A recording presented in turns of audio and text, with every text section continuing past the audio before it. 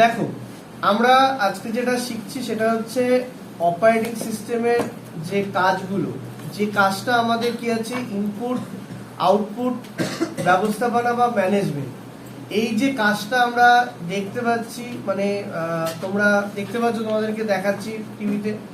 তো বিষয় হচ্ছে বইটা ফলো করবে ভালো করে, লাইন বাই লাইন আমি জিনিসটা বুঝিয়ে তোমাদেরকে বলছি, ভালো করে তোমরা দেখো, বিষয়টা একদম সোজা। ইনপুট আউটপুট ব্যবস্থাপনা বলতে কি বোঝায়? অপারেটিং সিস্টেম যেভাবে ইনপুট ডিভাইস থেকে আমরা ইনপুট ডিভাইস বলতে বুঝি হচ্ছে কিবোর্ড, মাউস, স্ক্যানার, এইগুলো হচ্ছে ইনপুট ডিভাইস। এবং আউটপুট ডিভাইস বলতে আমরা বুঝি মনিটর, প্রিন্টার, স্পিকার। এর সঙ্গে যে যোগাযোগটা করছে, সেই যোগাযোগ বা ব্যবস্থাপনা করতে আমাদের কি হচ্ছে, অপারেটিং সিস্টেম সাহায্য করছে। এবং তথ্য আদান প্রদান করা, একটা ইনপুট ডিভাইস থেকে আউটপুট ডিভাইস, ইনপুট ডিভাইস থেকে যে তথ্যটা দেওয়া হচ্ছে সেটা আউটপুট ডিভাইসে যে পৌঁছাচ্ছে, এই যে একটা মাধ্যম, যেটা অপারেটিং সিস্টেমের মাধ্যমে কিন্তু কাজটা সম্পন্ন হচ্ছে। তাহলে একটা ইনপুট ডিভাইসের বা আউটপুট ডিভাইসের যে কাজটা বা ব্যবস্থাপনা, সেটা এখানে তোমরা দেখো পরপর দেওয়া আছে। কি দেওয়া আছে? যে মূল যে কাজ, ডিভাইস ড্রাইভার পরিচালনা করা। তোমরা প্রত্যেকে জানো যে প্রত্যেকটা ডিভাইসের জন্য কিন্তু ড্রাইভার মানে একান্তভাবে দরকার। তাই বলছে প্রতিটা ইনপুট আউটপুট ডিভাইসের জন্য অপারেটিং সিস্টেম আলাদা করে সফটওয়্যার ব্যবহার করে, যেটা ডিভাইসের সঙ্গে কমিউনিকেশন করতে সাহায্য করে, পরিচালনা করতে সাহায্য করে। যেমন একটা কিবোর্ড, মাউস, এটা কিন্তু অলরেডি অপারেটিং সিস্টেমের সাথে প্রি ইনস্টল থাকে, মানে আগের থেকে দেওয়া থাকে।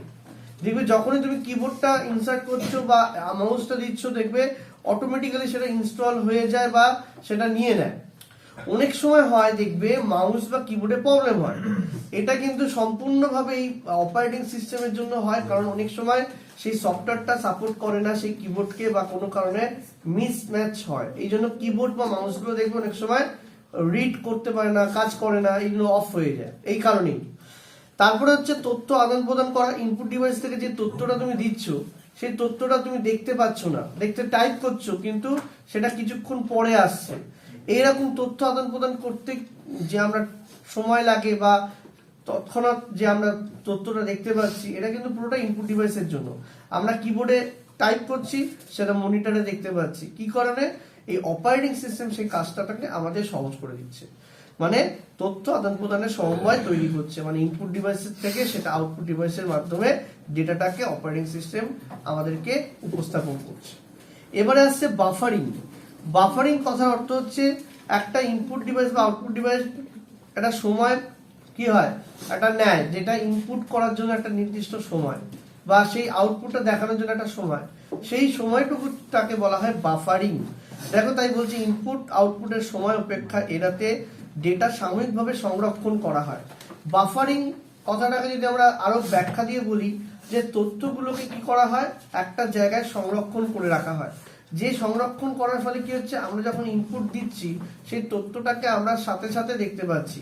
এই জন্য বাফারিং দেখবে অনেক সময় আমরা ভিডিওর ক্ষেত্রে বাফারিংটা দেখতে পাই। কেন? কারণ হচ্ছে বাফারিং মানে তোমার ভিডিওটাকে একটা জায়গায় স্টোর করে রাখে, সাথে সাথে সেটা দেখতে পাই যাতে। অনেক সময় দেখবে এরকম ভাবে ভিডিওটা ঘুরতে থাকে, লোড হতে থাকে, কারণ ওটা লোড হয়নি তাই বাফারিং হতে থাকে। তো যদি আগের থেকে সংরক্ষণ করা থাকে, সাথে সাথে সেই তথ্যটাকে আউটপুটে দেখা যায়, এটাকেই বাফারিং বলে। স্পুলিং কি? স্পুলিং হচ্ছে একাধিক কাজের জন্য একটা কিউই তৈরি করা হয়, যেটা সিরিয়াল বা ধারাবাহিকভাবে প্রক্রিয়াজাত হয়, যেটা প্রিন্টারের ক্ষেত্রে দেখা যায়। কিরকম ব্যাপার? ধরো একটা কাজ তুমি করতে দিয়েছো, প্রিন্ট করতে দিয়েছো, সেই প্রিন্ট হচ্ছে, তুমি আবার একটা প্রিন্ট দিয়েছো, দুটো প্রিন্ট একসাথে হতে পারে না। তাহলে একটা প্রিন্ট শেষ হবে, তারপর আর একটা শুরু হবে। তাহলে এই যে একটা মেমোরিতে একটা ডেটাকে সংরক্ষণ করে রাখছে, সেটা হচ্ছে স্পুলিং এর মাধ্যমে। সেই ডেটাগুলোকে কি করছে, একটা একটা করে সিরিয়াল ওয়াইজ পরপর পরপর রেখে দেওয়া হচ্ছে, যাতে করে কি হচ্ছে, তথ্যগুলোকে আমরা সংরক্ষণ করতে পারছি। বোঝাতে পারছি? তাহলে এই যে যখনই প্রিন্টারটা যখন একটা কাজকে সমাপ্ত করবে, তখন সাথে সাথে যে পরবর্তী যে কাজটা ছিল সেটা স্টার্ট হতে শুরু করে দেবে। বুঝতে পারছিস? ধর তুই প্রিন্ট আউট দিয়ে দিবি, তোর কাছে 5টা ফাইল আছে, 5টা ফাইল প্রিন্ট দিয়ে দিবি। এবার দেখলি একটা ফাইল প্রিন্ট হয়ে গেল, তারপরে আরেকটা, তারপর আরেকটা, যেভাবে তুই প্রিন্ট অর্ডার দিবি সিরিয়াল ওয়াইজ ভাবে সেইভাবে প্রিন্ট হতে থাকে। আচ্ছা, এবার আসছে দেখ যে ডিভাইসের অ্যাক্সেস, বলছে ডিভাইসের অ্যাক্সেস নিয়ন্ত্রণ করা। আমাদের এখানে যেটা বলছে, দাঁড়া একটুখানি,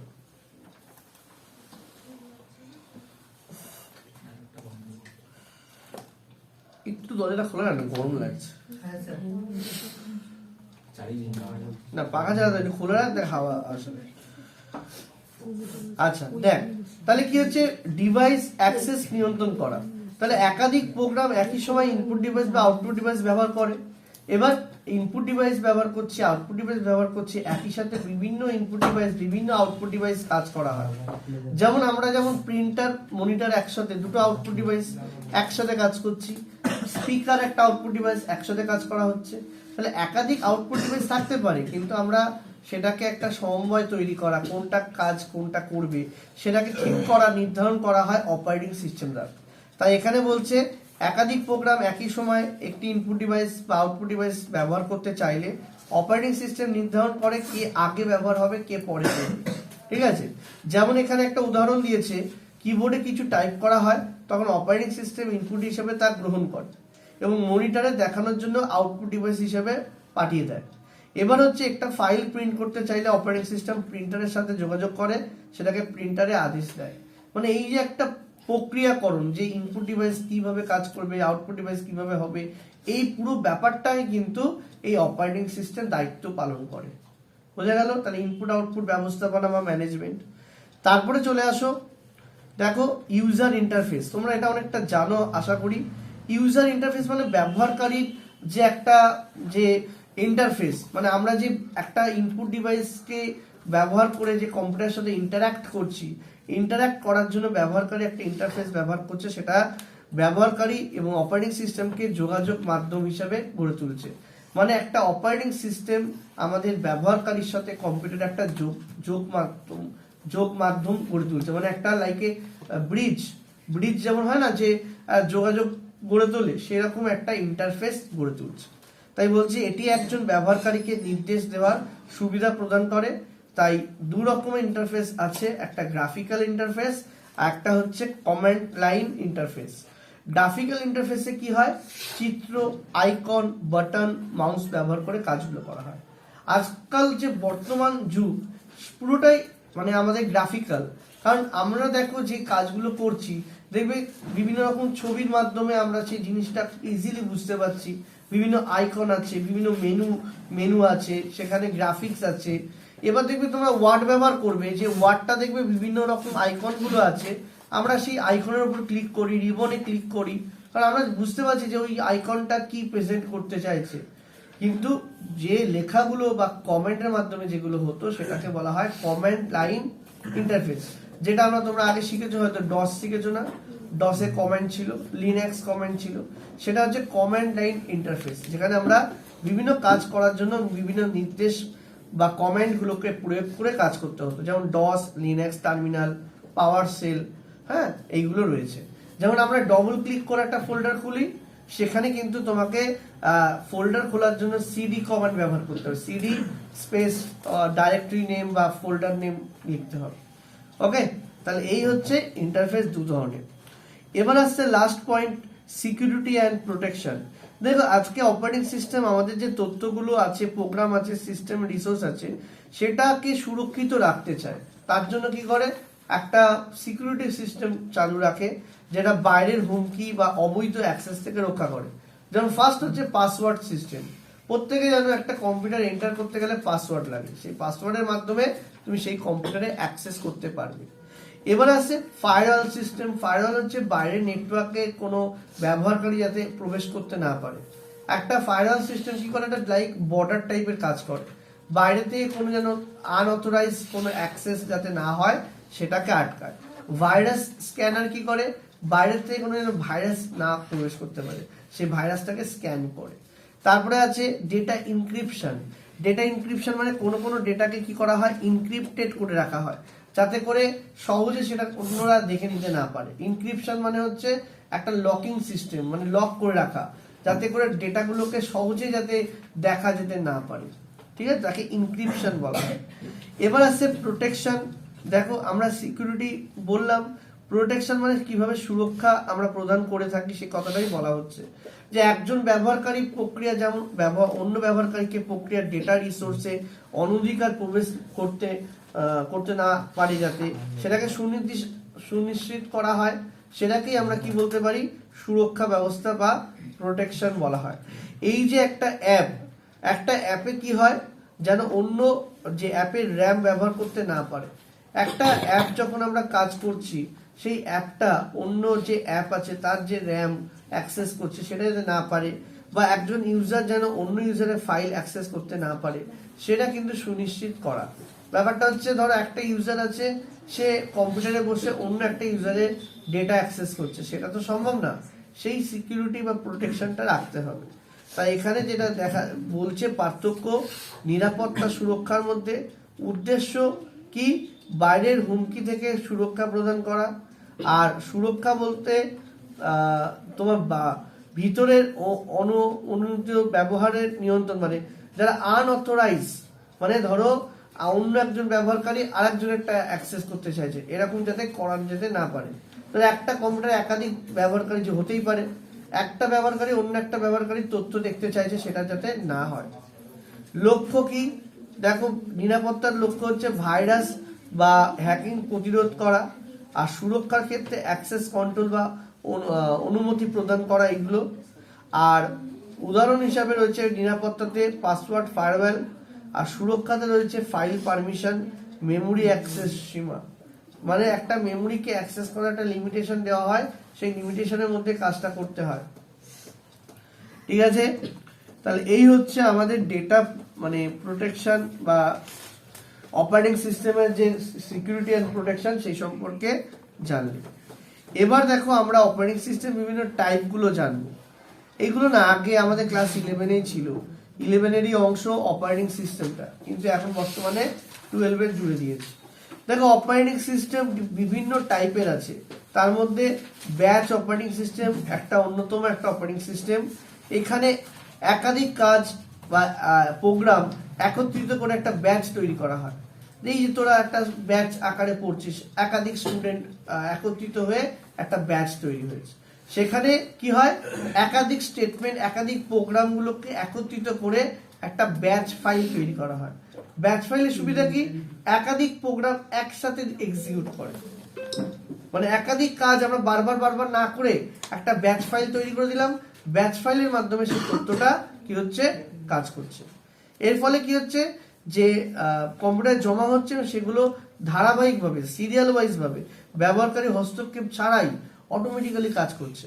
তুই যখনই ব্যাচ ফাইল রান করবি, অটোমেটিক্যালি একটা একটা করে সেটা এক্সিকিউট হতে থাকে। তাহলে এই সুবিধাটা ব্যাচ ফাইলের আছে। তাহলে দেখ এবার বৈশিষ্ট্য কি আছে, বৈশিষ্ট্যগুলো যেটা বললাম সেগুলোই পাবি। স্বয়ংক্রিয় প্রক্রিয়াকরণ, একটা ব্যাচ জমা দিলে ব্যবহারকারীকে কোনো কাজ করতে হয় না, মানে একবার তুই রান করে ছেড়ে দিবি, সেটা পরপর এক্সিকিউট হতে থাকে।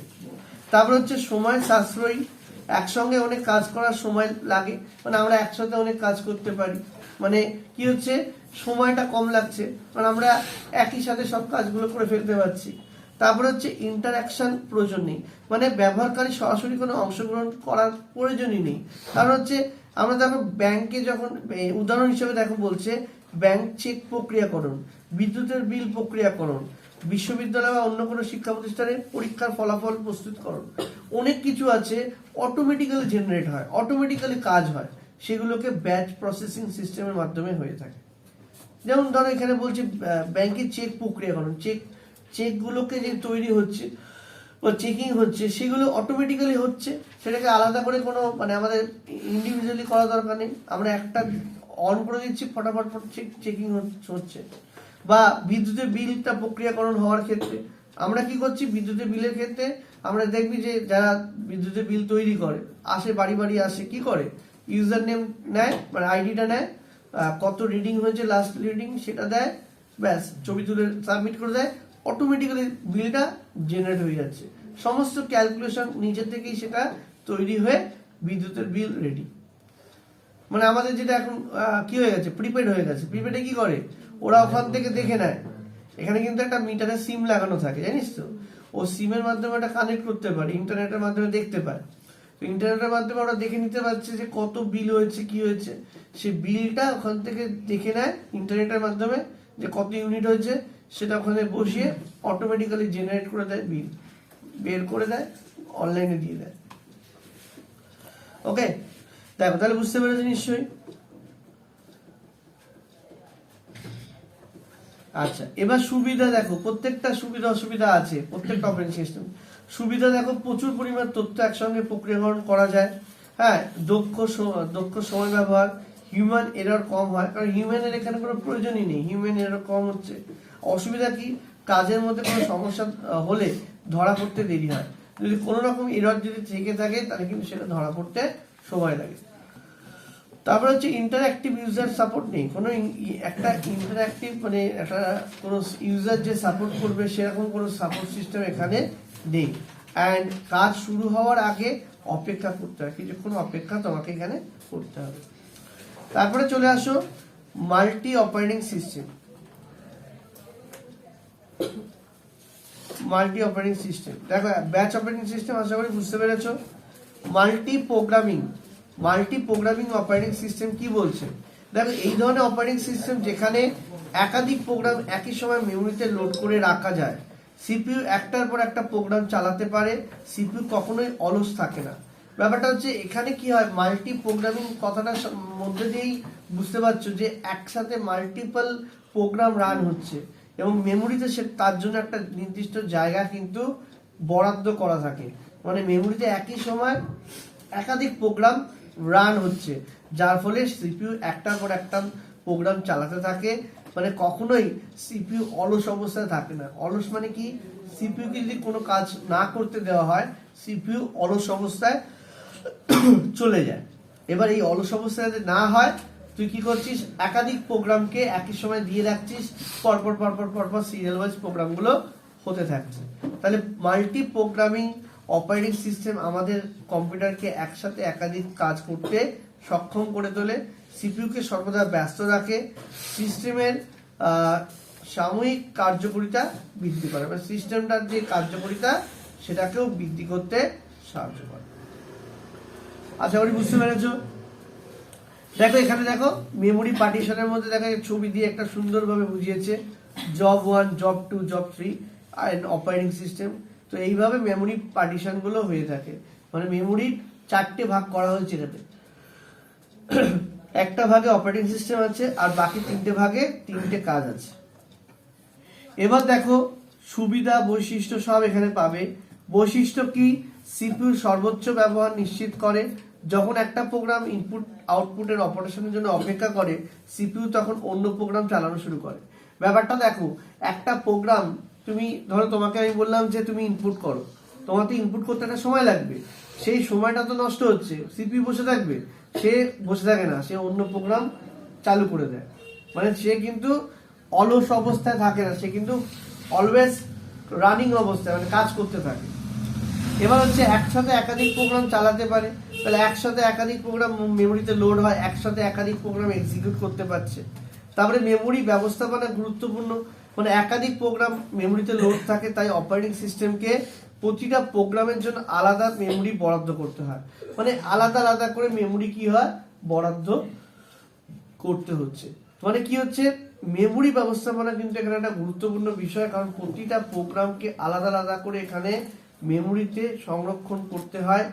হ্যাঁ, কারণ একাধিক প্রোগ্রাম এখানে রয়েছে, তাই সেগুলো র্যামে লোড হচ্ছে, র্যামে লোড হলে প্রত্যেকটা প্রোগ্রামের জন্য আলাদা করে মেমোরি বরাদ্দ রাখতে হয়। এই যে তোমরা পড়তে এসো, তোমাদের জন্য আলাদা আলাদা করে কি চেয়ার বরাদ্দ করতে হয়েছে, অতিরিক্ত স্টুডেন্ট যদি হয় তাহলে অতিরিক্ত চেয়ার বরাদ্দ করতে হবে। যাই হোক, তো ব্যাপারটা হচ্ছে সেরকমই। তো প্রক্রিয়া শিডিউলিং, দেখো একটা কথা বলি, প্রক্রিয়া শিডিউলিং মানে হচ্ছে একটা শিডিউল মেনটেন করা হয় একসাথে কাজ করার ক্ষেত্রে। যখন কি হয়, আমাদের একটা শিডিউল, একটা প্রোগ্রাম শেষ হবে আর একটা প্রোগ্রাম শুরু হবে, এরকম একটা শিডিউল তৈরি করে দেওয়া হয়। সেই শিডিউলিং এর মাধ্যমে কোন প্রক্রিয়াটি সিপিইউ কখন পালন করবে, কখন এক্সিকিউট করবে, সেটা কিন্তু এই শিডিউলিং এর মাধ্যমে সবকিছু ঠিক হয়। এবার আসছে যে অপারেটিং সিস্টেম কাজ করার প্রক্রিয়া, কিভাবে কাজ হয়। দেখো, মাল্টিমিডিয়া প্রোগ্রামিং অপারেটিং সিস্টেম কাজ করার প্রক্রিয়া হচ্ছে একাধিক প্রোগ্রাম র্যামে লোড করা হয়। দেখো মেন হচ্ছে আমরা যখন প্রোগ্রামগুলো রান করছি র্যামে কিন্তু একাধিক প্রোগ্রাম রান হচ্ছে এবং সিপিইউ সেই প্রোগ্রামগুলোকে একটা একটা করে কি করছে, সেগুলোকে এক্সিকিউট করছে। তাহলে সিপিইউ একটি প্রোগ্রাম চালায়, সিপিইউ কিন্তু একসাথে একাধিক প্রোগ্রাম চালাতে পারে না, ও কিন্তু একটা একটা প্রোগ্রাম কি করে, এক্সিকিউট করে। তারপরে যখন সেই প্রোগ্রাম ইনপুট বা আউটপুটের জন্য অপেক্ষা করে সিপিইউ তখন আরেকটা প্রোগ্রাম চালায়। ওই একই কথা বলা হলো, যখন একটা প্রোগ্রাম কাজ শেষ হয়ে গেল, মানে সে হয়তো ইনপুটের জন্য ওয়েট করছে বা কিছু সময় লাগছে, তখন সেই সময়টা বসে না থাকে, সে অন্য একটা প্রোগ্রাম চালানো শুরু করে দেয়। বোঝা গেছে? তাহলে এইভাবেই কিন্তু কাজটা হচ্ছে। যেমন কোনো ইউজার ওয়ার্ডে টাইপ করছে, সাথে সাথে মিউজিক অ্যাপ চলছে, পিছনে একটা মোবাইল ফাইল ডাউনলোড হচ্ছে, এই তিনটে কাজ কিন্তু একসাথেই হচ্ছে। এটাকে বলা হয় মাল্টি প্রোগ্রামিং এর কাজ। যেমন এটা বেশিরভাগ স্টুডেন্টরাই কাজ করে। যেমন কোনো কিছু কাজ করতে করতে, টাইপ করতে করতে তারা গান শোনে, তারা ডাউনলোড করে, তারা সব একসাথে চলছে। ইন্টারনেট ব্রাউজিং চলছে, তাই না? লেখা চলছে তার ব্যাকগ্রাউন্ডে গান চলছে, তারপরে আবার ডাউনলোডও বসিয়ে রেখেছে, আবার হয়তো ইন্টারনেটে আবার কোনো কিছু সার্ফিং করে সেই লেখাটা কপি পেস্ট করে আবার লেখাটায় নিয়ে আসছে, মানে সব কিছুই চলে আর। তো এটাকেই বলা হয় মাল্টি প্রোগ্রামিং অপারেটিং সিস্টেম। তাহলে সুবিধা কি হচ্ছে? তো ব্যবহারকারীকে একসাথে অনেক কাজ করার সুযোগ প্রদান করে। তাহলে ব্যবহারকারীকে একই সাথে অনেকগুলো কাজ করতে সুবিধা প্রদান করছে। এবার সিপিইউ সময় সর্বোচ্চ ব্যবহার। দেখো সিপিইউ যত কাজ করবে তত প্রসেসিং এর স্পিড বাড়বে বা প্রসেসর ভালো কাজ করবে। আজকে প্রসেসরকে দিয়ে তুমি যত কাজ করাতে পারবে তত বেটার, আদারওয়াইজ তো প্রসেসর তো বসে থাকবে। এবার হচ্ছে অলস সময় হ্রাস করে। ওই যে বললাম সিপিইউ যদি বসে না থাকে অলস সময় হ্রাস করবে এবং আরো দক্ষতার সাথে কি হবে, কম্পিউটার কাজ করতে পারবে। আর দ্রুত কাজ শেষ হওয়া, মানে দ্রুত কি হবে, আমরা কাজগুলোকে শেষ করতে পারবো। বুঝতে পারছো? আচ্ছা, এবার অসুবিধার মধ্যে কি আছে দেখো। অসুবিধার মধ্যে আছে ডেডলক সমস্যা।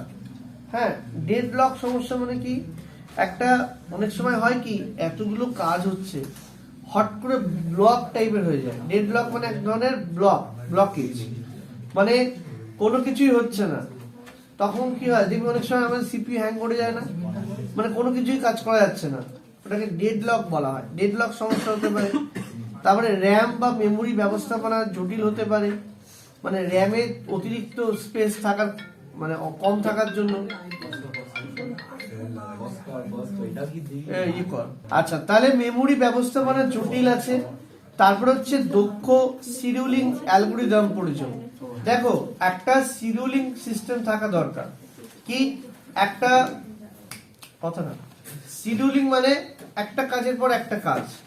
ধরো আজকে সিপিইউ কে দিয়ে যে কাজটা করাচ্ছি, সিপিইউ তো একটা শিডিউল মেনটেন করে। ধরো 10 মিনিটের জন্য এই টাস্কটা করছে, তারপরে এই কাজটা হয়ে গেল, কাজটা শেষ, আবার আরেকটা কাজ, শিডিউল। এরকম পরপর শিডিউলিং এর মাধ্যমে কিন্তু সিপিইউ সেই কাজগুলোকে সম্পন্ন করে।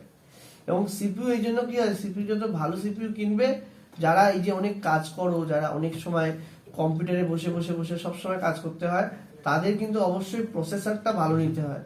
কারণ এই যে সিপিইউর উপর কিন্তু একটা চাপ পড়ে, কারণ সিপিইউ সবসময় ব্যস্ত থাকে কাজ করার জন্য। এবার সে যদি কাজ করতে দেখা গেল সে অন্তিম মুহূর্তে এসে গেল, ওই জন্য সিপিইউ কিন্তু ভালো কিনতে হয়। বুঝতে পেরেছো?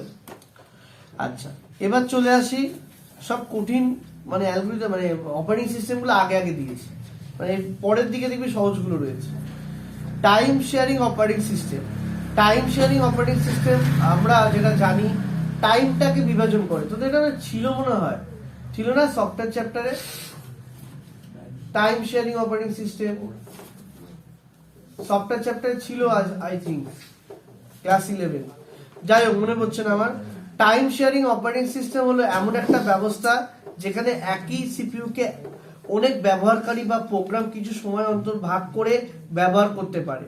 দেখো টাইমটাকে শেয়ার করা, আজকে দেখো এই যে আমরা সময়টাকে ভাগ করছি কিভাবে, এই যে আমরা এক একটা সময় এক একটা টিউশন ব্যাচ পড়াচ্ছি, আজকে যদি আমি কন্টিনিউ পড়াতে থাকি তাহলে তো সবাই তো আর সবাইকে সময় দিতে পারবো না। আমরা প্রতিটা কাজের জন্য একটা নির্দিষ্ট সময় অন্তর অন্তর আমরা একটা ক্লাস রাখছি।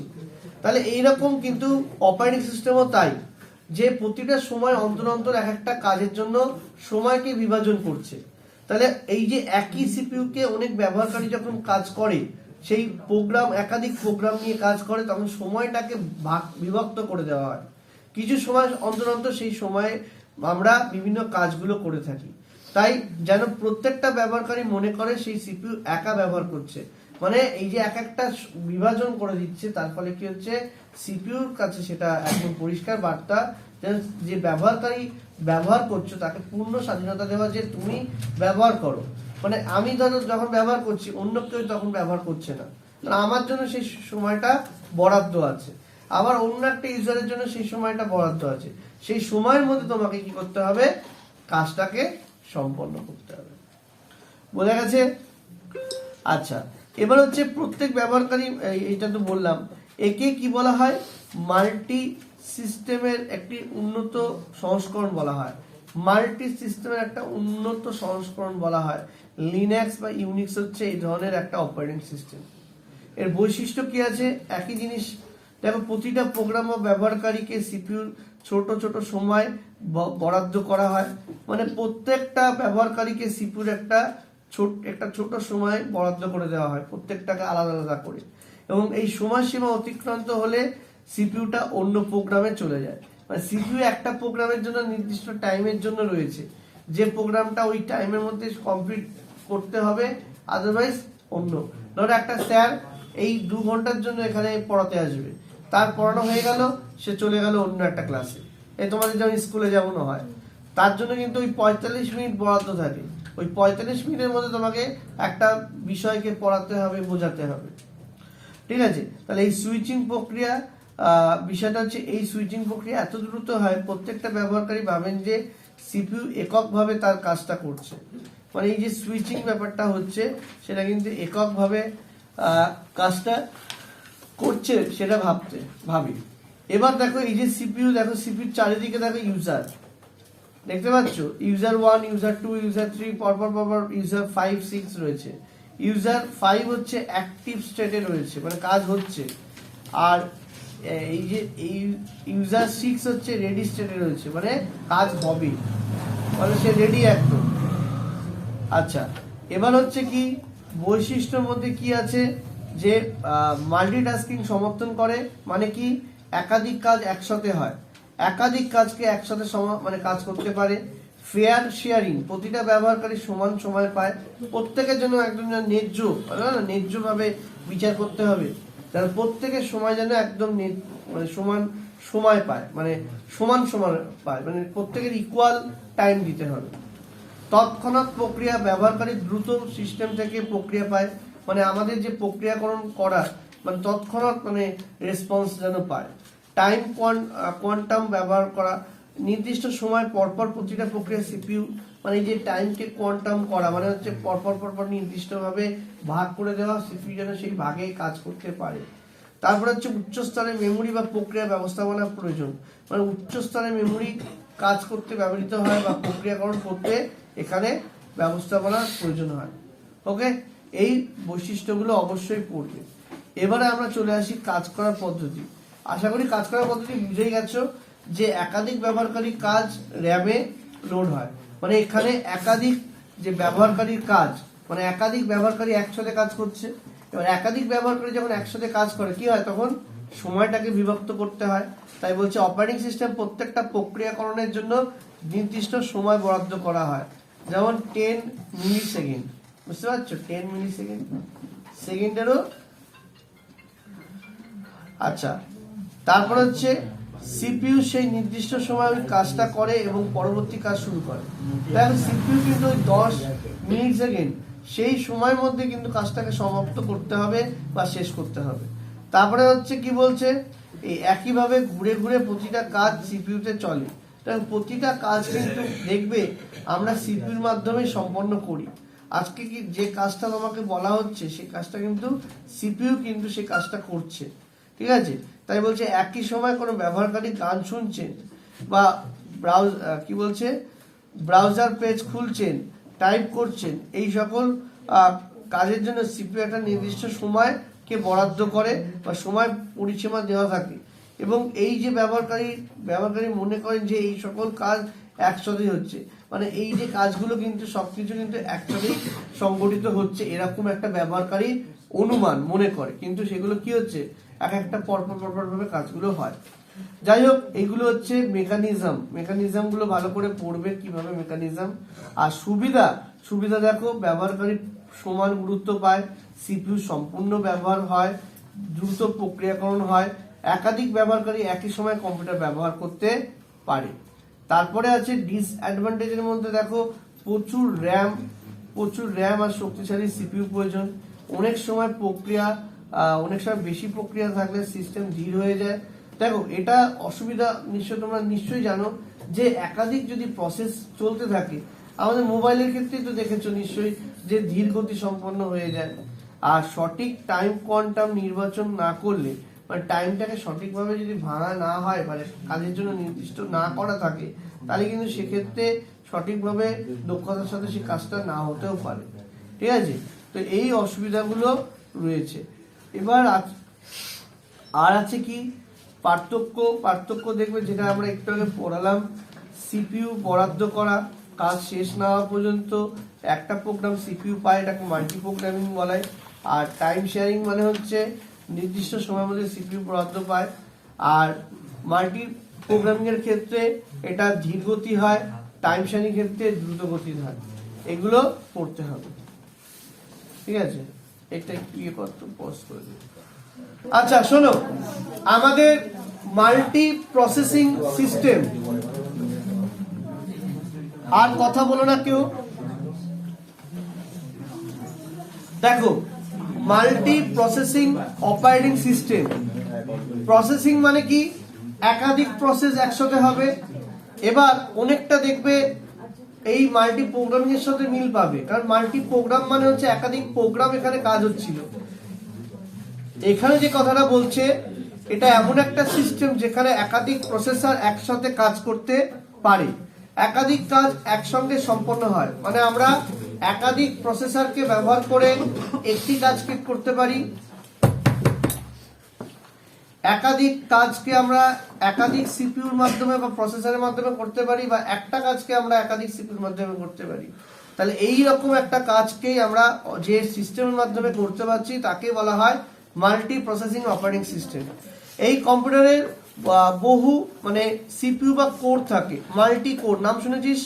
এটা দেখ, বহু কোর লিখেছে, এখানে উচিত ছিল মাল্টি কোর সিপিইউ। তোরা নাম শুনে i5 i7 যে প্রসেসর গুলো, Ryzen 5 7, এগুলো সব কিন্তু মাল্টি কোর প্রসেসর। ওরা কি কারণে আমরা কিনে থাকি এগুলো অনেকেই জানেই না। i7 প্রসেসর কিনে বসে আছে, তার কাজ কি? গেম খেলা। তার কাজ হচ্ছে গেম খেলা। সে কিন্তু একাধিক কাজ করে না, সে সারাদিন গেম খেলে। সে i7 বা Ryzen 7 কিনে বসে আছে। এবার দোকানদারও তো ভালো, ও মুরগি বানাতে পারলেই তো ভালো, ও বিক্রি করে দিচ্ছে Ryzen 7 চলো। যাই হোক, তো একই সময় একাধিক প্রোগ্রাম প্রক্রিয়াকরণের জন্য কিন্তু এই মাল্টি কোর অপারেটিং সিস্টেমকে ব্যবহার করা হয়। যেমন লিনাক্স, ইউনিক্স, উইন্ডোজ সার্ভারে কি হয়, সার্ভার সবসময় কাজ করতে থাকে, একাধিক কাজ তার কাছে আসতে থাকে, তার সে সবসময় ব্যস্ত থাকে। সেই জন্য কিন্তু তাদের সার্ভারের জন্য কিন্তু এই প্রসেসর গুলো প্রয়োজন, আর এই অপারেটিং সিস্টেম সেই প্রসেসরের উপরই কাজ করে। তাহলে এই সিস্টেমের গতি বা কার্যক্ষমতা বৃদ্ধি পায়, সিপিইউর সর্বোচ্চ ব্যবহার নিশ্চিত করে, আর একই সময় একাধিক কাজ দ্রুততার সাথে সম্পন্ন হয়। তারপরে চলে আসো কিভাবে কাজ হয়। মাল্টি প্রসেসিং সিস্টেমে 2 বা ততোধিক সিপিইউ থাকে, একসাথে কাজ করতে পারে, তাতে করে সুবিধা হয়। এরকম অপারেটিং সিস্টেম একাধিক প্রক্রিয়াকে বিভিন্ন সিপিইউতে ভাগ করে দেয়। প্রতিটা সিপিইউ আলাদাভাবে একটি কাজকে সম্পন্ন করতে পারে। তার প্রত্যেকটা সিপিইউ কিন্তু একাধিক কাজ করতে পারে বা একটা প্রক্রিয়াকরণকে সম্পন্ন করতে পারে। আবার এতে কি হচ্ছে, সময় তার সাশ্রয় হচ্ছে, কাজটা দ্রুত শেষ হচ্ছে। যারা এই মাল্টি প্রসেসিং সিস্টেম ব্যবহার করে তারা কিন্তু তাড়াতাড়ি করে কাজটাকে সম্পন্ন করতে পারে, দ্রুততার সাথে কাজটা সম্পন্ন হয়।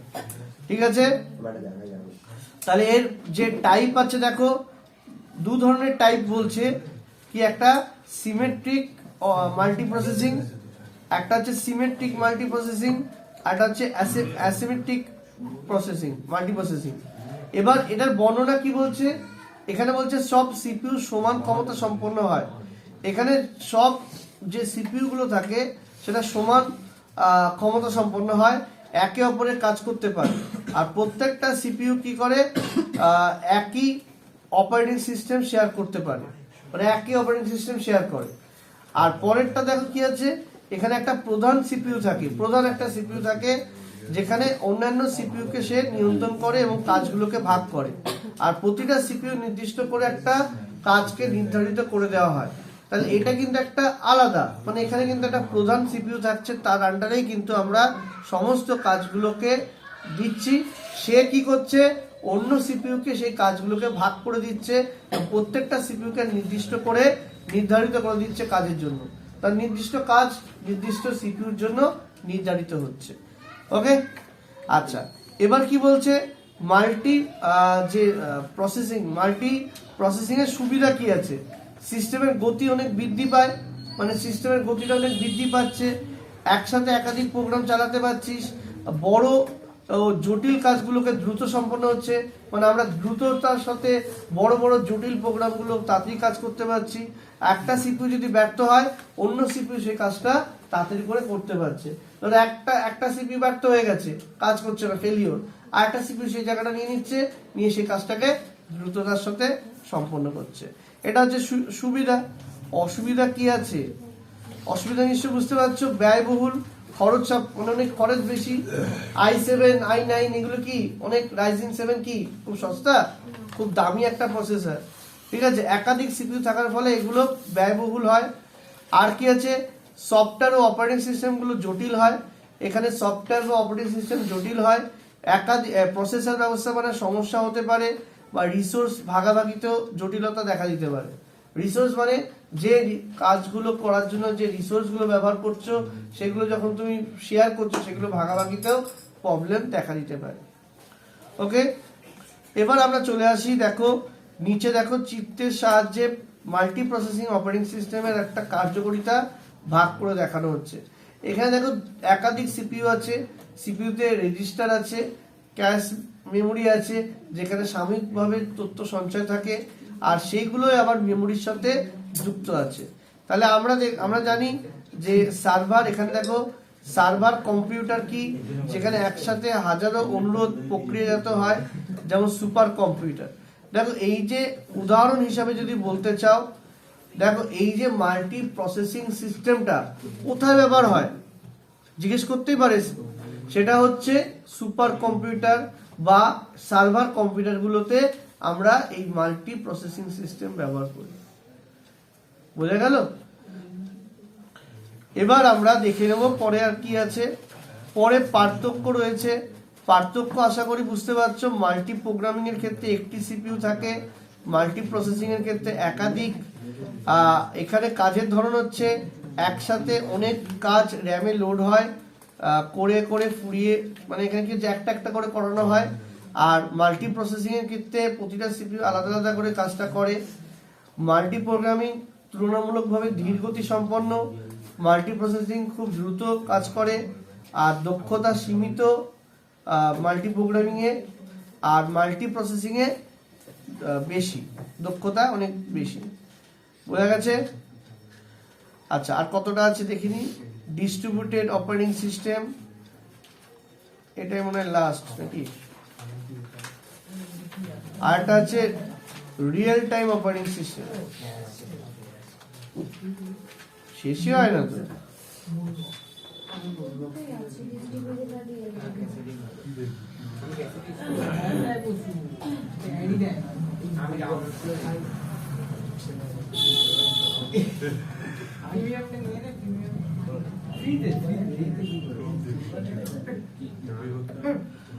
আচ্ছা দেখো, ডিস্ট্রিবিউটেড মানে কি আচ্ছা, এখানে কিছু অপারেটিং সিস্টেম বাদ আছে, যেমন বলে দিচ্ছি, যেমন সিঙ্গেল ইউজার অপারেটিং সিস্টেম নেই দেখলাম, মাল্টি ইউজার, এই কথা না, সিঙ্গেল ইউজার, সিঙ্গেল টাস্ক, তারপরে হচ্ছে multi user, multi task operating system, এগুলো দেখতে পাচ্ছি নেই। মানে মূলত ডিফারেন্ট টাইপের ওপর, মানে কাজের ওপর ভিত্তি করে এখানে তৈরি করা হয়েছে। যেমন ব্যাচ দেখলি, তারপরে আর কি দেখলি, তোর মাল্টি প্রোগ্রামিং, মাল্টি প্রসেসিং, এবার আসছে ডিস্ট্রিবিউটেড অপারেটিং সিস্টেম। দেখ, ডিস্ট্রিবিউটেড অপারেটিং সিস্টেমের মধ্যে কি বোঝাচ্ছে, যে এটা এমন একটা সিস্টেম যেখানে একাধিক কম্পিউটার বা প্রসেসরকে সংযুক্ত করে একটি একক সিস্টেমের মতো কাজ করায়। ডিস্ট্রিবিউটেড মানে কি, ডিস্ট্রিবিউট করে দেওয়া, মানে একটা কাজকে আমরা যদি সবার মধ্যে ভাগ করে দিই তাহলে সেই কাজটা অনেক সহজ হয়ে যায়, সেই রকমই এখানে বোঝাচ্ছে। তাহলে এই কম্পিউটারগুলো আলাদা হলেও ব্যবহারকারীর কাছে সবকিছু একটা সিস্টেম হিসেবে কাজ হয়। ব্যাপারটা হচ্ছে, দেখো এখানে একটা কাজকে আমরা সবাই ধরো আলাদা, আমরা যদি একটা সিস্টেম হিসেবে চলি তাহলে কি হবে, সেটা একটা একক হিসেবে কাজ হবে। কারণ আমরা যখন কাজ করব আমরা সবাই আলাদা আলাদা করেই কাজ করছি, কিন্তু যখন একসাথে হচ্ছি সেটা একটা একক হিসেবে বলছে। তাহলে এখানে কি হচ্ছে, ডিস্ট্রিবিউটেড কথাটা কেন বলছে, কারণ ডিস্ট্রিবিউটেড মানে বিতরণ হচ্ছে, সবাই আলাদা আলাদা করে কাজ হচ্ছে কিন্তু একটা ইউনিটি রয়েছে, প্রত্যেকটা একটা ইউনিটির সাথে কাজ করছে। তাহলে এখানে কিন্তু দেখো কি বলছে, যে সিপিইউ, মেমোরি, ডিস্ক, এটা একটা মানে কাজ হচ্ছে, তারপরে হচ্ছে সিপিইউ, মেমোরি, ডিস্ক, এটা একটা আলাদা আলাদা সবগুলো দেখো রয়েছে, কিন্তু সেগুলো কিন্তু একটা কমিউনিকেশন নেটওয়ার্ক হিসেবে কাজ করছে। তাহলে আমরা কি বুঝলাম, এমন একটা সিস্টেম যেখানে একাধিক কম্পিউটার বা প্রসেসরকে সংযুক্ত করা হয়, একাধিক প্রসেসরকে যুক্ত করা হয় করে একক সিস্টেমের মতো করে কাজ করানো হয়, এবং আলাদা আলাদা হলেও ব্যবহারকারীরা সবকিছু একটা সিস্টেম হিসেবে কিন্তু দেখা যায়। এবার যেটা এখানে মূল বৈশিষ্ট্যগুলো আছে, দেখো কি, প্রসেসরগুলো আলাদা কিন্তু নেটওয়ার্কের মাধ্যমে যুক্ত, প্রত্যেকটা নেটওয়ার্কের সাথে যুক্ত থাকার জন্য প্রত্যেকে আলাদা হলেও একটা একত্রিত, ঠিক আছে। প্রতিটা সিস্টেম নিজস্ব মেমোরি বা সিপিইউ থাকে, প্রত্যেকটা ক্ষেত্রে আলাদা আলাদা মেমোরি বা আলাদা আলাদা সিপিইউ রয়েছে, তারা ইন্ডিভিজুয়ালি কাজ করছে কিন্তু একত্রিত একসাথে। তারপরে ব্যবহারকারী বুঝতে পারে না কোন কাজ কোন কম্পিউটার করছে, যেমন হচ্ছে ব্যবহারকারীরা বুঝতে পারছে না একটা কাজ হয়তো তুমি করতে দিয়েছো, কোন সিপিইউ এই কাজটা সম্পন্ন করছে, কারণ এখানে সবাই কি হচ্ছে, সেই কাজটাকে ভাগাভাগি করে নিচ্ছে। কোনো একটা কাজ ধরো আমি দিলাম, ধরো এখানে একটা 5 জন মেম্বারের একটা গ্রুপ আছে, আমি সেই গ্রুপটার নাম জানি হচ্ছে আলফা, ঠিক আছে। আলফা গ্রুপকে আমি কি করলাম, কাজটা দিলাম, এবার আলফা গ্রুপের মধ্যে কে সেই কাজটা করছে আমি বুঝতে পারছি না, মানে আমি ব্যবহারকারী হচ্ছে আলফা গ্রুপকে একটা কাজ দিলাম, মানে 5টা সিপিইউ রয়েছে, আলাদা আলাদা আলাদা আলাদা কাজ করছে, কিন্তু কে কাজটা করছে বুঝতে পারছি না, কিন্তু তারা কিন্তু একটা গ্রুপ হিসাবে কাজটা করছে, সেটাকেই বলা হচ্ছে ডিস্ট্রিবিউটেড অপারেটিং সিস্টেম। আশা করি বুঝতে পেরেছো। এবং এখানে রিসোর্স গুলোকে শেয়ারিং করা হয়, এখানে ফাইল, প্রিন্টার সবকিছু কিন্তু শেয়ারিং এর মাধ্যমে হয়। এটা এ নিয়ে কাজ করছে, ওটা ও নিয়ে কাজ করছে, তাহলে কি যে শেয়ারিং সিস্টেমে কিন্তু প্রত্যেকটা আলাদা আলাদা সিপিইউ থাকাকালীন প্রত্যেকে কিন্তু একটার সাথে একটা কানেক্টেড আছে, প্রত্যেকে আলাদা আলাদা সিপিইউ। বুঝতে পারছো তো কি বলতে চাইছি, 5টা আলাদা সিপিইউ রয়েছে, 5টা আলাদা মেশিন বা মেমোরি আছে, তারা কিন্তু একসাথেই কাজটা করছে, তারা কিন্তু ডিস্ট্রিবিউটেড আলাদা আলাদা আলাদা, কিন্তু একটা নেটওয়ার্কের মাধ্যমে তারা সংযুক্ত। এবার সুবিধা কি হচ্ছে, কি কি সুবিধা, এই সিস্টেমে একাধিক কাজ খুব দ্রুত সমান্তরাল ভাবে সম্পন্ন হচ্ছে। এই যে বললাম, যেহেতু একটা আলফা গ্রুপকে আমি কাজটা দিলাম, আলফা গ্রুপে 5 জন আছে, 5 জন সেই কাজটাকে সমান্তরাল ভাবে একই সাথে করছে, তার ফলে কি হচ্ছে, কাজটা খুব তাড়াতাড়ি হচ্ছে। এবার যদি একাধিক কাজ থাকে তখন কি হবে, একাধিক কাজ থাকলে সেটা যে যার আলাদা আলাদা ভাবেও করতে পারে, আলাদা আলাদা মেমোরি ব্যবহার করে, সিপিইউ ব্যবহার করে, ঠিক আছে। বলছে ব্যর্থ হলে কি হবে, ব্যর্থ হলে অন্য সিস্টেম সেই কাজটাকে চালিয়ে যাবে, একটা সিপিইউ ব্যর্থ হয়ে গেছে তাহলে অন্যটা সেটা চালিয়ে যাবে। এবার কাজটাকে ভাগ করে নিলে কি হয়, লোড কমে যায়, যত ভাগ করে নেবে তাহলে কি হবে, তার লোডটা কমে যাবে। তারপরে রিসোর্সগুলো কার্যকরভাবে ব্যবহার করা যাবে, এর মাধ্যমে এক সাইট থেকে অন্য সাইডে ডেটা স্থানান্তর করা যাবে, একটা সাইট থেকে অন্য সাইডে সেই ডেটাগুলোকে আমরা স্থানান্তর করতে পারি, ঠিক আছে। তারপরে হচ্ছে কি, তারপর হচ্ছে ডেটা প্রক্রিয়াকরণ। আমরা এটি ডেটা প্রক্রিয়াকরণের জন্য প্রয়োজনীয় সময় হ্রাস করতে সহায়তা করে। আমরা প্রয়োজনীয় সময়কে হ্রাস করতে পারি, মানে যে সময়টা প্রক্রিয়াকরণের জন্য লাগে তার থেকে কম সময় সেই কাজটা করাতে পারি, যেটা করে তাড়াতাড়ি করে প্রক্রিয়াকরণটা শেষ হয়। এবার হচ্ছে যেহেতু সমস্ত ডেটা সমস্ত সাইটে প্রতিলিপি করা থাকে, দেখো প্রত্যেকটা সাইট কিন্তু ডেটাগুলোকে সংরক্ষণ করছে। যেহেতু সংরক্ষণ করা হচ্ছে তাহলে প্রত্যেকটাতে কি হচ্ছে, প্রত্যেকটা ডেটা রয়েছে, তাই প্রত্যেকটা সাইটে কি হচ্ছে, প্রতিলিপি মানে কি, তার একটা ব্যাকআপ থাকছে। এবার এটা কি হচ্ছে, এটা যদি ডেটা দুর্নীতির সম্ভাবনা হ্রাস করে, মানে ডেটাগুলো কোনোভাবে যাতে দুর্নীতির সম্মুখীন না হয়। ডেটাগুলো দুর্নীতি মানে ধরো কোনোভাবে ব্ল্যাকমেল করলো বা কোনো রকম ভাবে কিছু হলো, সেটা হওয়ার সম্ভাবনা নেই। তাহলে ব্যবহারকারীরা একটি সাইটে ব্যর্থ হলে অন্য অপারেটিং সাইট থেকে সেটাকে অ্যাক্সেস করতে পারে। ব্যাপারটা বোঝা গেল? ধর আমার কাছে কোনো একটা ডেটা আছে, এবার অন্যজন বললো না আমি তোকে ডেটা দেবো না, মানে কি হলো, ডেটাকে দুর্নীতি করছে, মানে হচ্ছে ব্ল্যাকমেলিং করছে, যে ডেটাটা আমার কম্পিউটারে আছে, ঠিক আছে আমার কম্পিউটারে থাকবে, তোকে কেন দেবো, মানে এরকম হতে পারে। তো এটা যদি না হয় সেই সম্ভাবনা কিন্তু এখানে নেই, সেখানে একটা ব্যর্থ হলে আর একটা থেকে সেটাকে নিয়ে নেওয়া যাবে। বোঝা গেছে? ধর একজন বিগড়ে গেছে, হ্যাঁ বলছে যে আমি কোনো অ্যাক্সেস দেবো না, আমি কোনো কিছু করবো না, তুই দিবি না তুই বাদ, আমি অন্য কাছ থেকে নিয়ে নেবো। ওই যে কপিটা ডেটাটা আর একজনের কাছে সেটা রয়েছে, তার থেকে নিয়ে নেবো। বুঝতে পেরেছ? তো বিষয়টা হচ্ছে এরকমই। অসুবিধা কি, সিস্টেম ব্যবস্থা মানে যথেষ্ট জটিল। এই সিস্টেমটা কিন্তু জটিল একটা ব্যাপার। কম্পিউটারগুলোর মধ্যে নির্ভরতা বেশি, কম্পিউটারগুলোর মধ্যে নির্ভরতা করতে হয়। নেটওয়ার্ক যদি ব্যর্থ হয় তাহলে সমস্যা হতে পারে। নেটওয়ার্কিং এ যদি কোনো রকম প্রবলেম দেখা যায় তাহলে কিন্তু প্রবলেম হয়। আর একক ব্যবহারকারী সিস্টেমের তুলনায় এখানে ডসের সাথে সংযুক্ত ডেটাবেস জটিল ও পরিচালনা করা কঠিন। মানে এই ডেটাবেস জটিল এবং পরিচালনা করাও কঠিন। যেহেতু সংযোগ এবং নোটগুলোকে সুরক্ষিত রাখতে হয়, মানে যে সংযোগটা তৈরি হচ্ছে বা নোটগুলোকে সুরক্ষিত রাখতে হয়, তাই ডসের যথাযথ নিরাপত্তা স্থাপন করা কঠিন। ডসের যথাযথ নিরাপত্তা ডসের ক্ষেত্রে এটা কিন্তু প্রযোজ্য না, ঠিক আছে? এগুলো কিন্তু অসুবিধা। এবার আসছে কি, কিছু ব্যবহার আছে, কোথায় কোথায় ব্যবহার হয়। বর্তমানে কিন্তু দেখো এইগুলো ডিস্ট্রিবিউটেড অপারেটিং সিস্টেমের মাধ্যমে কাজগুলো হয়। যেমন ওয়েব সার্ভার, এই যে আমরা ওটিটি দেখছি, কি এই যে অনলাইন কি যে সিনেমাগুলো আমরা দেখি, নেটফ্লিক্স, এগুলো কি, এগুলো সব কিন্তু ডিস্ট্রিবিউটেড অপারেটিং সিস্টেম। মানে আমরা একটা জায়গায় রাখছি, সেটা ডিস্ট্রিবিউট হচ্ছে সমস্ত জায়গায়। তাহলে ওয়েব সার্ভার একটা কি বৃহৎ ওয়েবসাইট বা অনলাইন পরিষেবাগুলো প্রদান করে। প্রচুর সংখ্যক ব্যবহারকারী একই সময় অ্যাক্সেস করতে পারছে। আজকে একটা সিনেমা আমি একটা সার্ভারে রেখেছি, ওটা কি হচ্ছে, অনেকে মিলে সেই সার্ভারে সেটাতে অ্যাক্সেস করতে পারছে, দেখতে পাচ্ছে। বুঝতে পারছো? তাহলে এখানেই কিন্তু ডিস্ট্রিবিউটেড সিস্টেমটা ব্যবহার হচ্ছে, যেমন গুগল, অ্যামাজন। তারপরে হচ্ছে ক্লাউড কম্পিউটিং মানে Google drive, Dropbox, Amazon web service. হ্যাঁ, তো এইগুলোতে কি হয়, এগুলোতে ক্লাউড সার্ভিস, মানে এখানে তথ্যগুলোকে জমা রাখা হয়, সেই তথ্যগুলোকে কি শেয়ার করতে পারি আমরা। তার অনলাইন গেমিং, এটা তো ব্যাপকভাবে প্রচলিত। এই যে মাল্টিপ্লেয়ার অনলাইন গেমিং কিন্তু একাধিক সার্ভারের মাধ্যমে পরিচালিত হয়।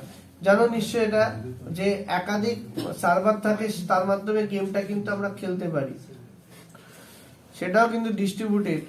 ব্যাংকিং এর ক্ষেত্রে দেখো, ব্যাংকিং বা ফাইন্যান্স, এগুলো তোমরা জানতেই না। তোমরা ব্যাংকিং বা ফাইন্যান্সের কোম্পানিগুলো কিন্তু তাদের লেনদেন এই ডিস্ট্রিবিউটেড অপারেটিং সিস্টেমের মাধ্যমে কিন্তু সম্পন্ন করে, ঠিক আছে? তারা ডেটা ব্যবস্থাপনার নির্ভরযোগ্য নিরাপত্তার জন্য কিন্তু তারা এই ডিস্ট্রিবিউটেড ব্যবস্থাকেই বেছে নিয়েছে। আর কি আছে, রিসার্চ বা সায়েন্টিফিক কম্পিউটিং, বড় বড় ডেটা সেট প্রক্রিয়াকরণ বা জটিল সিমুলেশনের জন্য এই গবেষণাগুলি এই ডিস্ট্রিবিউটেড অপারেটিং সিস্টেমকেই বেছে নিয়েছে। এই কাজগুলো করতে। এবার আসছে কি আরো অনেক রয়েছে, যেমন ই কমার্সের ক্ষেত্রে অনলাইন শপিং প্ল্যাটফর্মগুলো ডিস্ট্রিবিউটর সিস্টেম ব্যবহার করে প্রচুর সংখ্যক গ্রাহক একজন মানে এক জায়গায় কাজ করতে পারছে প্রচুর সংখ্যক, তাই না? তারপরে হচ্ছে ডিস্ট্রিবিউটেড অপারেটিং সিস্টেমের উদাহরণ। কি কি উদাহরণ আছে দেখো, সোলারিস সান মাল্টি প্রসেসর ওয়ার্ক স্টেশনগুলো এর উদ্দেশ্য প্রণীত। তারপরে OSF1 যেমন ওপেন ফাউন্ডেশন সফটওয়্যার কোম্পানি একটা ডিজাইন থাকে, হ্যাঁ, যেখানে ইউনিক্সের সাথে কাজ করা হয়। তারপরে মাইক্রোসফট এই মাইক্রোস যেখানে সিস্টেমের সমস্ত নোডগুলো মাইক্রোস অপারেটিং সিস্টেম দ্বারা কাজ নির্ধারিত হয়, যেখানে সুষম ডেটা লোডের নিশ্চয়তা থাকে। এরকম আরো আছে DIYNX, তারপরে হচ্ছে লোকাস, ঠিক আছে, ম্যাক হচ্ছে মাল্টি প্রসেসিং মাল্টি থ্রেডিং বৈশিষ্ট্যগুলোকে অনুমোদিত করছে। তারপরে হচ্ছে স্থানীয় দূরবর্তী উভয়, এখানে এগুলো রয়েছে, এগুলো পড়ে নিস। এরপরে আছে রিয়েল টাইম। আচ্ছা একটু পজ করো।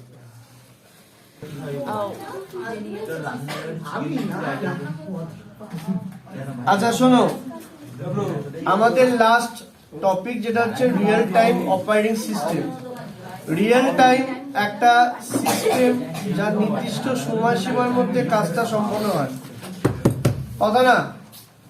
রিয়েল টাইম মানে হচ্ছে মানে তৎক্ষণাৎ কাজ, মানে একদম কুইক রেসপন্স যাকে বলা হয়।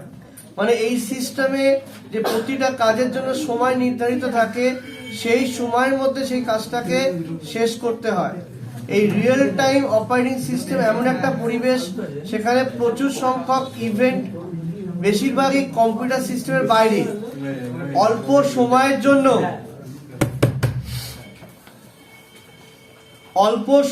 জন্য বা অল্প সময়ের মধ্যে সেই নির্দিষ্ট কাজটাকে সম্পন্ন করতে হয়। মানে ইনপুট গ্রহণ করা, সেটাকে প্রক্রিয়াকরণ করা এবং আউটপুট প্রদান করা, এটা খুব তাড়াতাড়ি করে হয়। এটাকে রিয়েল টাইম সিস্টেম বলা হয়। এখানে কি বলছে, এই ধরনের অ্যাপ্লিকেশনগুলো কোথায় কাজ হয়? শিল্প নিয়ন্ত্রণ, টেলিফোন সুইচিং সিস্টেম, ফ্লাইট নিয়ন্ত্রণ বা রিয়েল টাইম সিমুলেশনে। দেখ এখানে উদাহরণ হিসাবে বলা আছে এয়ারলাইন ট্রাফিক কন্ট্রোলে, airline traffic control command control system, airline reservation system, heart pacemaker, network multimedia system, robotic system, rocket missile control. বিষয় হচ্ছে দেখো এই রিয়েল টাইম সিস্টেমটা কি বলতো, এমন একটা সিস্টেম যেটা রেসপন্স টাইমটা খুব সীমিত সময়ের মধ্যে, মানে কুইক রেসপন্স। আজকে একটা রোবট বা একটা রকেট যে লঞ্চ করছো, সেটা যদি অনেক সময় যদি তোমার প্রসেসিং হতে লাগে, তাহলে তো সেটা তো অনেক সময় কার্যকারিতা নাও হতে পারে। তো যে কোনো সিস্টেম, এখানে এয়ার ট্রাফিকের কথা বলা হচ্ছে, এয়ারলাইন ট্রাফিক, একটা মানে কয়েক সেকেন্ডের মধ্যে কিন্তু একটা অ্যাক্সিডেন্ট হতে পারে এয়ার ট্রাফিক যদি কোন রকম গোলযোগ দেখা যায়। এবং সব থেকে যেটা বিশেষ করে যদি বাস্তব উদাহরণ বলি, এই যে আমাদের ট্রেনের যে সিস্টেমটা, যে রেড লাইন হয়, গ্রিন হয়, এখানে যদি এই যে সিস্টেমটা যদি আমাদের ফেলিওর হয়, তখন দেখছিস অ্যাক্সিডেন্ট হচ্ছে বা একই ট্র্যাকে দুটো গাড়ি চলে এসছে। এটা কি করে হচ্ছে? এটা রিয়েল টাইম অপারেটিং সিস্টেম যদি কোনো কারণে কার্যকারিতা না করতে পারে তাহলেই হয়। রিয়েল টাইম সিস্টেম কিন্তু কুইক রেসপন্স। যেমন দেখিস না, একটা তোর ট্রাফিক কন্ট্রোলে কি হয়, একটা সুইচ টিপলে তখন রেড লাইন চলে আসছে সাথে সাথে, বা একটা টাইমের পরে সেখানে গ্রিন লাইন চলে আসছে। তো এই যে রেসপন্স টাইম বা প্রসেসিং টাইমটা খুব তাড়াতাড়ি হয়। তাই এখানে কি বলছে, timely task execution, determination, minimal latency, মানে খুব লেট হওয়ার যে সম্ভাবনাটা সেটা খুবই কম। আর এফিশিয়েন্ট রিসোর্স ম্যানেজমেন্ট, মানে রিসোর্স গুলোকে সঠিকভাবে ব্যবহার করা। যেমন ধর এই যে হার্ট পেসমেকার, এখানে যে কাজগুলো করছে, যে হার্টটাকে সচল রাখা বা সঞ্চালনটাকে ঠিক রাখা, সেটা যদি কোনো কারণে ফেলিওর হয়, হার্ট ফেল হয়ে যায়। মানে এটা অনেকেরই হয়েছে, পেসমেকার খারাপ হয়ে যাওয়ার কারণে সে বুঝতে পারেনি তার পেসমেকার খারাপ হয়ে গেছে, সে দেখা গেছে সে হার্ট ফেল করে মারা গেছে। ঠিক আছে, কারণ এই যে পেসমেকারটা খুব কুইক রেসপন্স কাজ করে। দেখ এর মূল বৈশিষ্ট্য দেখ, আমি যেটা বললাম, দেখ দ্রুত প্রক্রিয়াকরণ বা রেসপন্স, নির্ভরযোগ্যতা, সময় নিষ্ঠা, মানে একটা সময়ের মধ্যে সেই কাজটাকে সম্পন্ন করা, নির্দিষ্ট টাইম ফ্রেমে কাজটা করা, একটা নির্দিষ্ট টাইম থাকে সেই শিডিউলের মধ্যে কাজটাকে সমাপ্ত করতে হয়, এবং সাধারণত মাইক্রো কন্ট্রোলার বা এমবেডেড সিস্টেমে ব্যবহার করা হয়। এই যে আমরা বিভিন্ন রকম সিস্টেমেটিক যে কাজগুলো করি, যেমন ধরো এই যে এয়ার ট্রাফিক, রেলওয়ে ট্রাফিক, হ্যাঁ, সমস্ত যে কাজগুলো হয় সেটা কিন্তু একটা সিস্টেমেটিক ওয়ে বা এমবেডেড সিস্টেম। এই মাইক্রো কন্ট্রোলার মানে হচ্ছে কোনগুলো, যেগুলো দেখবে আমাদের ডিভাইসগুলোকে ম্যানিপুলেট করে কি প্রোগ্রামিং দ্বারা। দেখিস না কিছু কিছু কার যেগুলো আছে অটোমেটিক কাজ করে, সেগুলো কিন্তু এই সিস্টেমের দ্বারাই কিন্তু হয়। ওকে, আর লাস্ট টপিক হচ্ছে কি, এটা দেখো প্রকারভেদ কি আছে, hard real time, soft real time আর ফার্ম রিয়েল টাইম। 3 ধরনের অপারেটিং সিস্টেম দেখা যায়। হার্ড বলতে কি, এই ধরনের সিস্টেম কখনোই তার সময়সীমা লঙ্ঘন করতে পারে না, মানে সময়সীমা লঙ্ঘন হলে ভয়াবহ পরিণতি দেখা যায়, মানে বিমান নিয়ন্ত্রণ। এই দেখ তোরা রিসেন্টলি দেখেছিস না একটা বিমান দুর্ঘটনা, এখানে ফ্র্যাকশন অফ সেকেন্ডের জন্য যদি একটা দেখে যে টেক অফ করলো, কয়েক সেকেন্ডের মধ্যেই ইয়ে হয়ে গেল, কয়েক সেকেন্ডের মধ্যে দুর্ঘটনা, মানে একটা নির্দিষ্ট সময় সীমার মধ্যে সবকিছু বাধা থাকে, তার মধ্যে যদি কোনো কিছু যদি এই যে মানে কি বলবো টেক অফ করে ফেললো, যদি সেটা যদি ফেলিওরটা আগে ধরা পড়তো তাহলে কি হতো, সে টেক অফ করতো না, সে ল্যান্ডে থাকতো বা কিছু, এত দুর্ঘটনা হতো না। ও টেক অফ করে ফেলেছে, তারপরে তো আর কিছু করার নেই তার। তো যাই হোক, সেটা একটা হার্ড রিয়েল টাইম। আর সফট রিয়েল টাইমের কি হয়, মাঝে মধ্যে তার সময়সীমা অতিক্রম করলে তার পারফরমেন্স কমে যায়, কিন্তু সিস্টেমটা পুরোপুরি ব্যর্থ হয় না, মানে খুব যে ক্ষতি হয় তা না, মানে সিস্টেমটা অতিক্রম হয়ে যায়। যেমন টেলিফোন সুইচের ক্ষেত্রে, ভিডিও স্ট্রিমের ক্ষেত্রে, ভিডিও যে স্ট্রিমিং গুলো হয় সেটার ক্ষেত্রে কিছুটা লেট করে ভিডিওটা চলে, কিন্তু তাতে করে তো অসুবিধা হয় না। বা ভিডিও ওই টেলিফোন সুইচ করা, একটা জায়গায় একটা সুইচ করতে হয়তো সময় লাগে, কিন্তু তাতে তো কোনো অসুবিধা হয় না। আর একটা হচ্ছে ফার্ম জিরো রিয়েল টাইম, সেটা কি বলছে, এমন একটা সিস্টেম যা হার্ড আর সফট রিয়েল টাইম সিস্টেমের মধ্যে অবস্থিত, মানে একটা মধ্যবর্তী ব্যাপার, যেখানে কি হচ্ছে একটা নির্দিষ্ট সময়সীমা অতিক্রম করা সহনীয়, তবে সময়ের সাথে সাথে আউটপুটের উপযোগিতা হ্রাস পায়। যেমন অনলাইন ট্রেডিং সিস্টেম বা অনলাইন নিলাম সিস্টেম, রিজার্ভেশন সিস্টেম। দেখো এইটা পুরো রিয়েল টাইমের ওপর চলছে। আজকে আমি যে ট্রেডিং করছি, ট্রেডিং করার সাথে সাথে কি একটা ফ্র্যাকশন অফ সেকেন্ডের জন্য সেই দামটা কি হলো, বেড়ে গেল বা কমে গেল। আমি ধর অনেক সময় কি হয়, ধর কেউ শেয়ার মার্কেট খেলে দেখি, তো যাই হোক শেয়ার মার্কেটে দেখবি এই সময় দেখ মার্কেটে হাই রয়েছে, তুই সেই সময় বিক্রি করতে চাইছিস, ওই প্রসেস করতে করতে দেখলি সেটা কি হলো, আবার ডাউন হয়ে গেছে, ওই ফ্র্যাকশন অফ সেকেন্ডের জন্য ওটা রিয়েল টাইমের মধ্যে সম্পন্ন হয়। তারপরে হচ্ছে কি রিজার্ভেশন, তুই ধর এখন দেখলি 5টা টিকিট আছে, কিছুক্ষণের মধ্যে দেখলি টিকিটগুলো সোল্ড আউট, মানে শেষ, মানে রিজার্ভেশন ফুল। এগুলো রিয়েল টাইম সিস্টেম, ঠিক আছে, মানে তৎক্ষণাৎ কিন্তু সেই কাজটা হয়ে যায়। এবার সুবিধা অসুবিধা কি আছে, রিয়েল টাইম সিস্টেমে যেগুলো হয়, বহিরাগত ইভেন্টগুলো তৎক্ষণাৎ বা সঠিক প্রক্রিয়া প্রদান করে, যা এগুলোকে বিমান নিয়ন্ত্রণ ব্যবস্থা, চিকিৎসা সরঞ্জাম, শিল্প গুলোকে অটোমেশনের মতো গুরুত্বপূর্ণ অ্যাপ্লিকেশন গুলোকে উপযুক্ত কাজে ব্যবহার করা যায়। মানে এইগুলো কি হয়, রিয়েল টাইমের মাধ্যমে কাজগুলোকে সম্পন্ন করা হয়। অনেক ক্ষেত্রে এগুলোকে খুব কার্যকরী ভাবে ব্যবহার করা হয়। একটা ফ্র্যাকশন অফ সেকেন্ডের জন্য কিন্তু অনেক দুর্ঘটনা ঘটে যায়, সেইখানে কিন্তু এটা খুব মানে কার্যকরী দিক, তাই না? তারা কি বলছে, দ্রুত কাজগুলোকে স্বয়ংক্রিয় করতে পারে, ম্যানুয়াল করা সম্ভব না, ম্যানুয়ালি যে কাজগুলো করা সম্ভব না সেখানে এখানে অটোমেশনের সাহায্যে অটোমেটিক্যালি করা সম্ভব। তাতে করে কি হয়, উৎপাদনশীলতা বা দক্ষতা বৃদ্ধি পায়। এইগুলোকে পড়বে।